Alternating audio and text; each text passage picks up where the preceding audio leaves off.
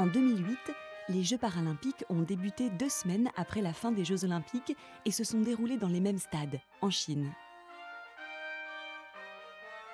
L'équipe de France en a ramené 51 médailles et plusieurs de ces récompenses ont été gagnées par des sportifs handicapés visuels. Ceux que nous avons rencontrés se sont illustrés en athlétisme, en cyclisme, en voile ou en judo. De retour de Pékin, ils nous parlent de cette expérience. J'ai eu la chance de pouvoir y aller, et voilà quoi, c'était vraiment génial. J'en ai profité à fond. Moi, c'était mes premiers jeux, donc je pense pas que je pouvais être déçue. C'est merveilleux pour un athlète de gagner une médaille, c'est la consécration. Ça a été un bonheur immense de monter sur le podium. Être dans les tribunes après la médaille, c'est bien. Tous les athlètes qui sont médaillés aux Jeux Olympiques, ça veut vraiment dire quelque chose. C'est-à-dire que ça a une vraie valeur. Une valeur qui, pour moi, est à l'identique, voire même dans certains cas supérieure à celle des valides. Ça, c'est certain.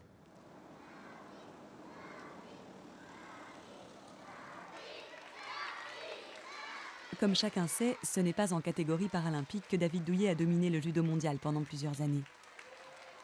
Mais il a un point commun avec Angélique Quessandier. Tous deux sont originaires du même club. Et ce soir, ils sont à la même table pour dédicacer leurs photos et permettre aux jeunes du club d'admirer les 5 médailles olympiques qu'ils totalisent à eux deux.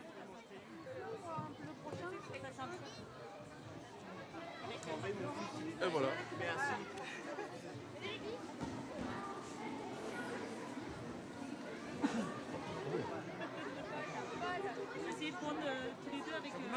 Si la performance d'Angélique fait la fierté de tout le club et de la région, elle donne aussi des arguments à Jacques Lemaître, le responsable technique du Dojo 76, lorsqu'il affirme que les personnes handicapées visuelles ne doivent pas hésiter à pratiquer le judo.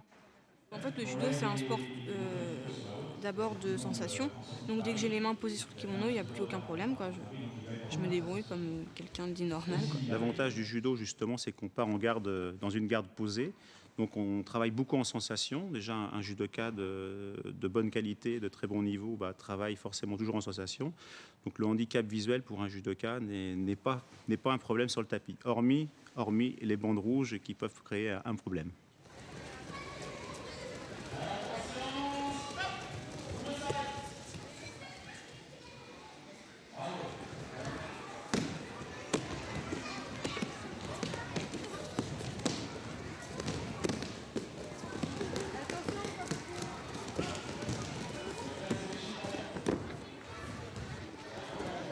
Là, il y a l'acropole et là, c'est du jade, je crois.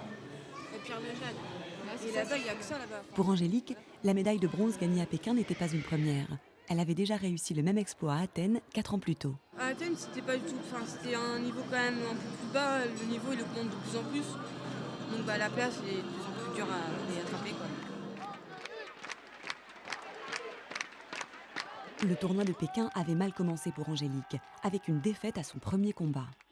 Pour espérer une médaille de bronze, il lui fallait alors passer par les phases de repêchage et gagner contre tous ses adversaires. Le dernier combat l'opposait à la Suédoise Elvira Kivi, qu'elle avait déjà affrontée à plusieurs reprises. Et c'est cette victoire qui lui a permis de monter sur le podium. Angélique, si elle accepte son état de malvoyante, elle n'est pas 3e au jeu, quoi. C'est pas une championne. Donc elle a outrepassé ce truc. Et ce truc-là, c'est bien dans sa tête. Alors ok, elle a une malformation, etc. Mais elle était capable d'aller au-delà, donc elle l'a fait avec sa tête. Elle voit pas mieux, elle n'a pas amélioré sa vision. Elle a simplement amélioré son mental, elle a outrepassé le truc. Il y a des gens qui voient très bien, qui entendent très bien, qui ne sont pas capables de faire ça.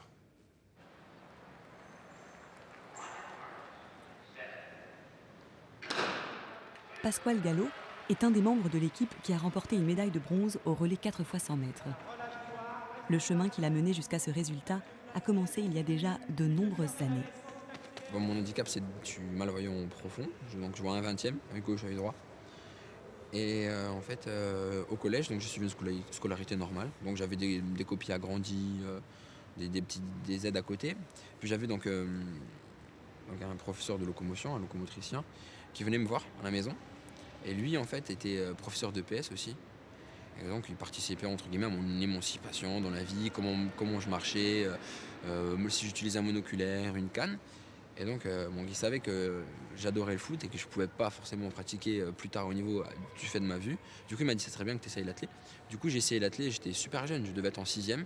Je fais des critériums de déficience visuelle à Vittel, qui est chaque année, c'est le critérium de déficience visuelle qui réunit le plus d'athlètes. Et donc, moi, j'ai été détecté là-bas aussi.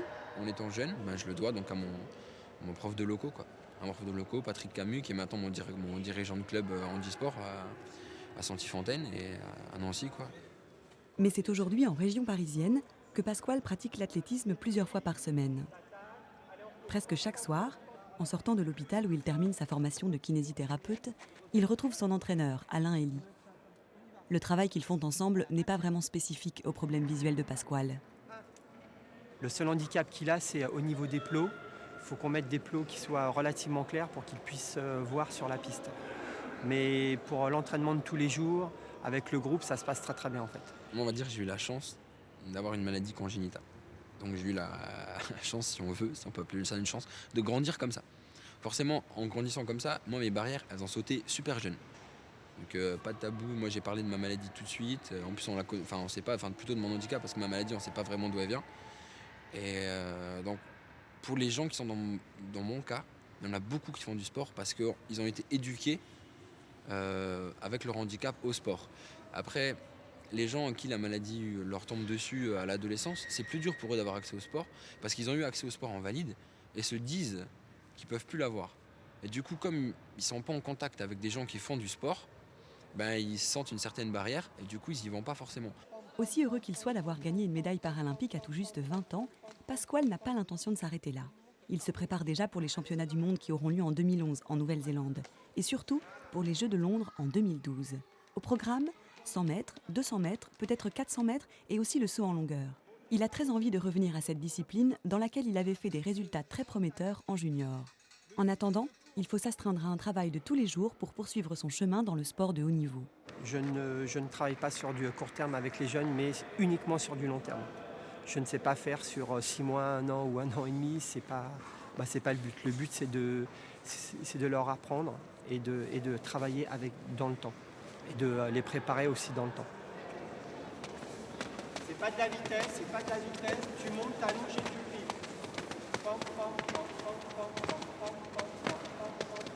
Voilà, remonte ta pose de pied, pensez à vos coups fléchis. En cyclisme, Olivier Donval et John Sacomandi ont aligné leur tandem dans plusieurs épreuves, mais c'est de la course en ligne sur route qu'ils attendaient le plus.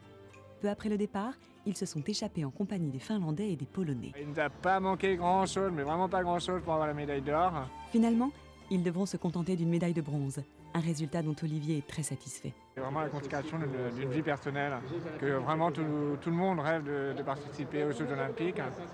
Et le fait de participer et surtout de remporter une médaille est vraiment un accomplissement dans une vie. En fait. Et le bonheur de pouvoir le partager à deux, c'est quelque chose de très sympathique et c'est quelque chose qui a été très bien vécu, qui a été fort en émotion et c'était génial, quoi. Aujourd'hui, riche de tous ses souvenirs, il roule autour de l'hippodrome de Longchamp dans le cadre d'une manifestation organisée pour le Téléthon. Un petit entraînement en supplément des quelques 10 heures hebdomadaires nécessaires pour atteindre le niveau international.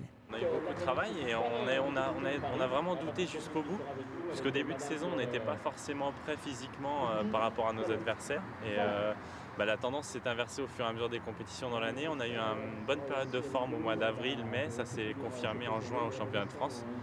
Et je pense qu'on a décroché notre place à la Coupe d'Europe en Corrèze, où on avait pris une 3e place, pas très loin derrière les champions du monde espagnols de contre-la-montre.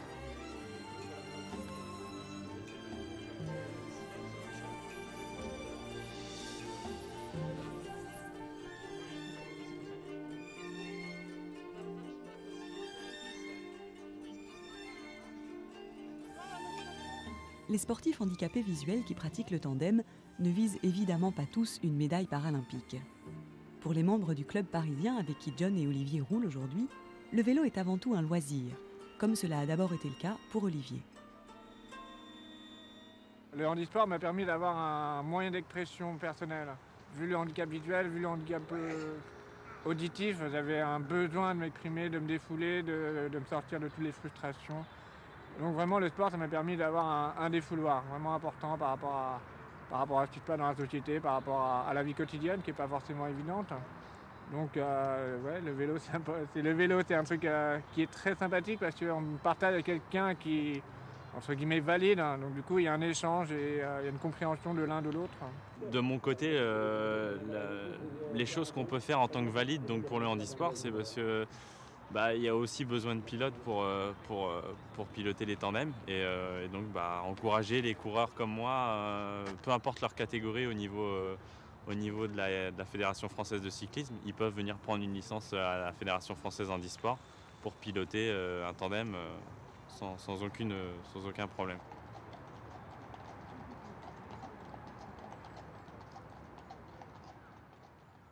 Ce sont 2 médailles que Nantenin Keita a ramenées de Pékin. Le bronze en 400 mètres et l'argent en 200 mètres. Elle a aussi terminé juste au pied du podium au 100 en longueur et en 100 mètres.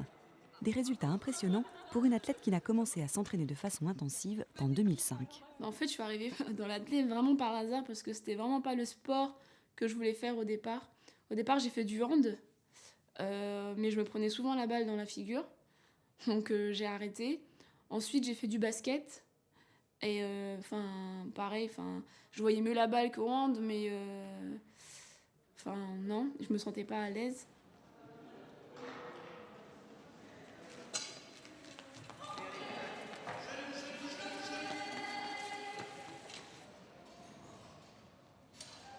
En fait, moi, quand je suis arrivée dans mon club, je leur ai pas dit que j'étais déficiente visuelle parce que je voulais pas que ça se sache.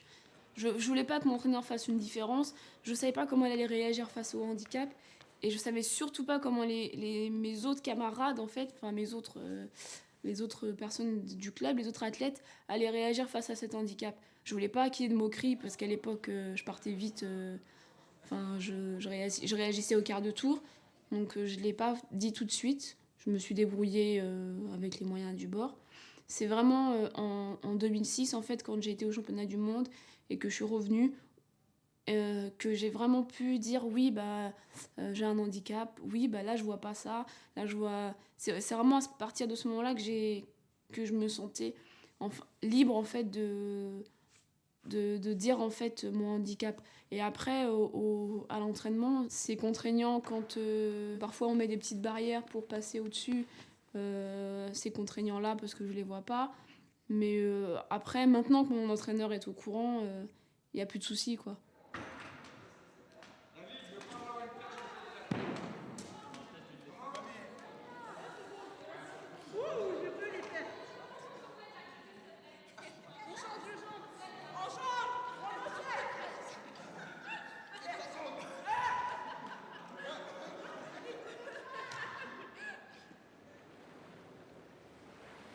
Nicolas Vimont-Vicary et ses coéquipiers attendent le printemps pour reprendre l'entraînement sur le voilier avec lequel ils ont gagné une médaille d'argent. Il y a 11 ans, quand j'ai commencé la compétition, je dirais timidement, sur la pointe des pieds, je ne pensais absolument pas aller aux Jeux paralympiques.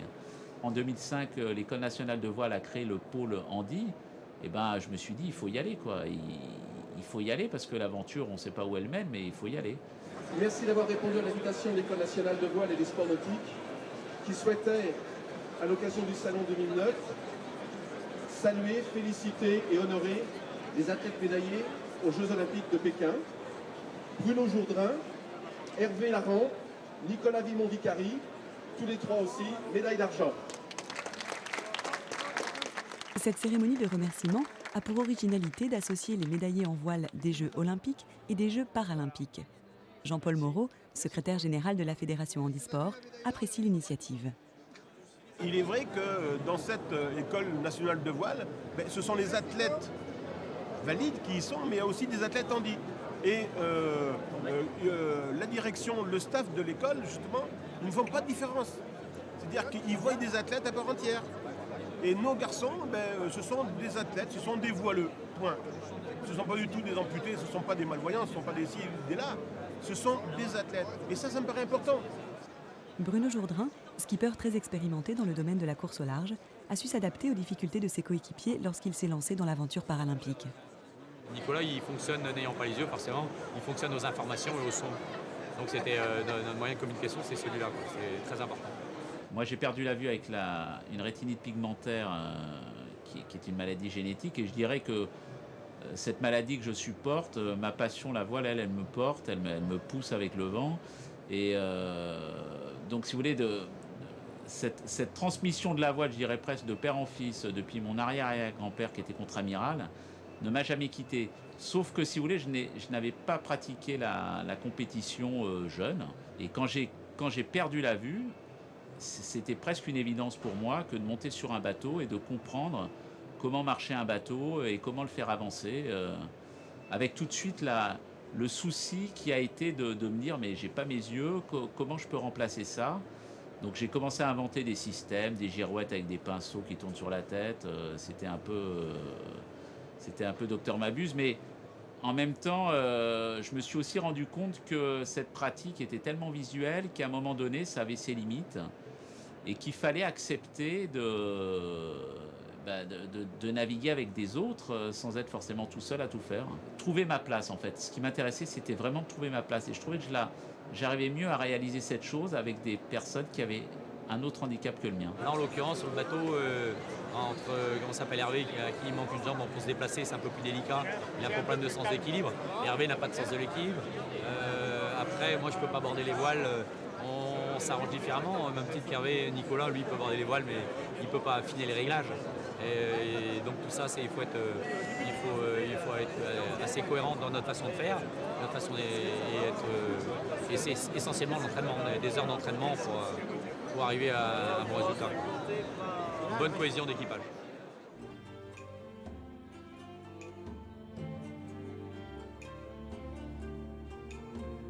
À 3 sur un bateau, comme à 2 sur un vélo, c'est souvent le travail d'équipe qui permet de compenser le handicap et de se dépasser.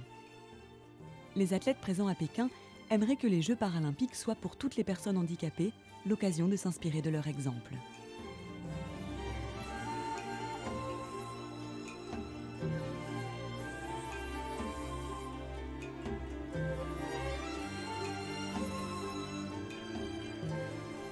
Le gros regret, en fait, c'est la non-diffusion des épreuves. J'aurais bien voulu qu'il y ait une possibilité de voir les épreuves en direct.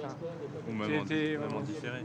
Même en différé, hein. C'est vraiment la frustration qu'on a. C'est que les gens n'ont pas pu voir notre performance, qui fait que ça laisse un petit goût d'inachevé quand on sait que les autres pays d'Europe ont réussi à le faire. Ouais, on a vu, moi j'ai entendu dire qu'en Allemagne, ils avaient une chaîne de direct permanent. En Angleterre, pareil. Nous, quand on était en Chine, ils avaient 8 chaînes de direct permanent sur les épreuves. Donc ils n'ont vraiment pas négligé le fait que ce soit le côté paralympique par rapport aux Jeux olympiques. Moi, j'ai eu cette chance d'aller à Pékin pendant une semaine. Donc on était noyés dans un univers, vraiment, on était dans les Jeux du premier jour, au dernier jour de notre départ. Il y avait une télé qui diffusait des images 24 heures sur 24. Et donc nous, quand je suis arrivé en France, j'avais l'impression qu'en France, on avait le même univers. Et en fait, c'était complètement différent, puisque, paraît-il, il y avait 5 minutes le soir, très peu d'informations. Et ça a choqué beaucoup de personnes. Moi, c'est ce que les gens, quand je suis rentré de Pékin, m'ont dit. Aux Jeux paralympiques, les seules tribunes qui étaient vides, c'était la tribune presse. Hein. Donc toutes les autres tribunes, le stade était plein, sauf au niveau de la tribune presse. Donc ça veut bien dire ce que ça veut dire. Parmi les images qui ont été diffusées en France, on peut voir ici Nantenin Keita se qualifier pour la finale du 400 mètres, puis battre son record personnel au saut en longueur.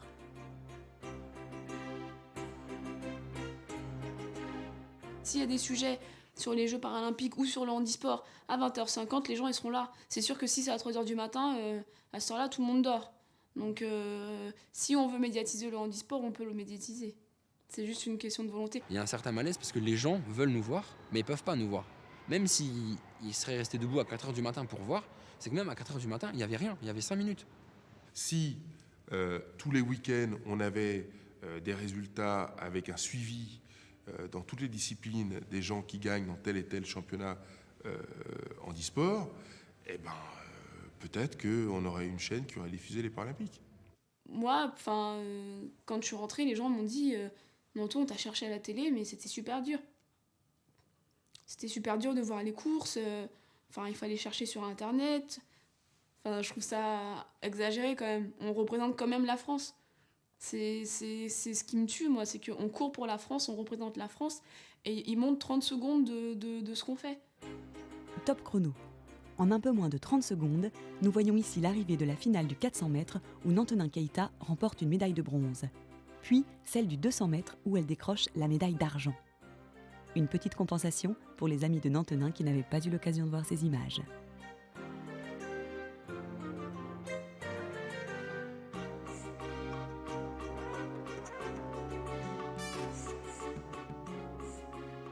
La magie des jeux, c'est quoi? C'est pas forcément les disciplines, hein, c'est le cocorico. Hein. Les gens regardent parce qu'il y a un Français qui va peut-être gagner une médaille d'or. C'est tout. Je veux dire, moi, quand j'ai gagné les Jeux en 2000, j'ai fait la plus grosse audience. Je ne sais plus combien de millions de personnes, mais c'est parce qu'ils savaient que j'allais gagner une médaille d'or. C'est pas les amoureux du judo qui ont regardé à ce moment-là. Donc c'est ça qui marche au jeu. C'est pas la discipline. Et donc, ce serait la même chose pour les Paralympiques. Là, ils verraient des médailles d'or tomber tous les jours, le compte des médailles, enfin tout ce qui tient en haleine un peu les gens, quoi. Et je suis sûr que ça marcherait. Je suis sûr. Au jeu déjà, où il y a déjà des moyens médias assez importants, même très importants, la voile ne fait pas partie des disciplines reines au niveau des retransmissions par rapport à l'athlétisme ou à la natation. Donc là, quand on part sur le paralympisme, on a déjà beaucoup moins de retransmissions. Et alors la voile paralympique qui en plus était éloignée, je ne pense pas même qu'il y ait eu des images de retransmis. Donc si vous me demandez si c'est dommage, oui, je vous dirais oui, c'est dommage. Si on faisait démarrer les Paralympiques avant les Jeux Olympiques valides, si on faisait l'inverse, je suis quasi certain qu'on en parlerait beaucoup plus. Après, au niveau des pouvoirs publics, on a été reçus un peu à droite, à gauche, par l'Élysée dès qu'on est descendu de l'avion, par le maire de Paris, par la région. Franchement, il y a un bon relais à ce niveau-là qui a été fait. Et puis au niveau médiatique, il y a au niveau des plateaux télé, on a eu quelques sollicitations. Donc c'est assez agréable, c'est assez valorisant par rapport à la notion de handicap et par rapport à quelque chose qui mérite à être connu, le handisport. Et justement, début décembre, plusieurs médaillés paralympiques ont été sollicités pour intervenir sur le plateau national du Téléthon. Au-delà de la reconnaissance de leur performance et de l'honneur qui leur est fait, ils voient surtout dans cette participation l'occasion de montrer par leur exemple que le sport peut être compatible avec un handicap. Je crois que le haut niveau, le médaillé, est porteur. Moi, je sais qu'au travers de David, puisque je suis aussi son professeur, David, le fait qu'il soit un grand champion, les enfants sont venus au judo grâce à David aussi, parce qu'ils ont eu envie de faire du judo. Ces jeunes qui reviennent des Jeux de Pékin, les 51 médaillés, on les fait venir, et c'est vrai qu'à ce niveau-là, ça encourage, on a envie. Moi, je sais que les enfants, quand ils ont pu toucher la médaille d'Angélique, ils étaient heureux, les parents aussi. Enfin, il y a toute cette part de rêve et qui incite justement à aller vers le judo, puisque là, on parle de judo, mais ça peut être aussi l'athlétisme, ça peut être autre chose. L'handicap, il est sur un entourage qui a un enfant avec une malformation, qui est aveugle, et qui lui met dans le crâne, t'es handicapé, tu peux rien faire. Donc, il fera rien. Voilà. Par contre, s'il a un entourage qui lui dit, écoute, voilà, tu as un handicap, mais je vais t'inscrire au judo, comme a fait le père d'Angélique, tu vas faire de l'athlète, tu vas faire ceci ou tu vas faire cela, ou tu vas peut-être faire du théâtre, ou je ne sais quoi, qui est stimulé en fait. Et bien là, il fera quelque chose. C'est simplement de la stimulation. Le sport, pour nous, ça reste indispensable, incontournable. C'est un vecteur de réussite pour la vie professionnelle et pour la vie de tous les jours, donc familiale et de la vie dans la cité. Et ça me paraît hyper important. On est resté peut-être sur le handicap dans des archétypes où, à partir du moment où vous n'êtes pas comme les autres, vous ne pouvez pas faire. C'est faux. Et les Paralympiques nous le prouvent tous les jours, quoi. C'est faux. On trouve toujours un truc. Peut-être pêcher capitaux. C'est qu'après une guerre, il peut y en avoir un nouveau. Moi, je fais l'Atlantique, si jamais on coule. Pour de plus amples informations, vous pouvez contacter la Fédération française handisport au 01 40 31 45 00 www.handisport.org, l'association Valentin Haüy au 01 44 49 27 27 www.avh.asso.fr, l'association Voir Ensemble au 01 53 86 00 00 www.voirensemble.asso.fr, La Fédération des aveugles et handicapés visuels de France au 01 44 42 91 91, www.faf.asso.fr. Pour retrouver toutes ces informations ainsi que d'autres, le site internet de France 5 est à votre disposition, www.france5.fr/à-vous-de-voir avec des tirets. Ou écrivez-nous à vous de voir, France 5, 24 rue Marceau, 92 130, Issy-les-Moulineaux. Auteur-réalisateur Philippe Dorizon, productrice déléguée Suzanne Masson, avec la participation du Centre national de la cinématographie, avec le soutien de l'AVH, Association Valentin Haüy au service des aveugles et des malvoyants, l'association Voir Ensemble, la Fédération des aveugles de France, France 5, Pôle documentaire, Pierre Bloch de Friberg, Carlos Pinsky, Hervé Guérin, Philippe Lemort, Valérie Verdier-Ferré. Cette émission vous a été proposée par Bleu Cristal Média et France 5.